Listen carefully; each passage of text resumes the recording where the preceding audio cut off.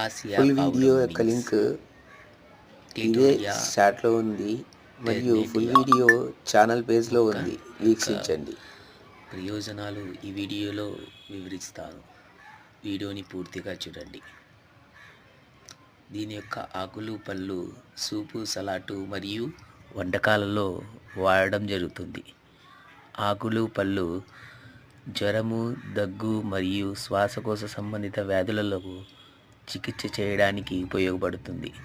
ఆకులను టీలో మరిగించుకొని తాగితే జీర్ణ వ్యవస్థ మెరుగుపడుతుంది, మానసిక ఒత్తిడి తగ్గుతుంది. విత్తనాలు శ్వాసకోశ చికిత్సకు ఉపయోగపడతాయి.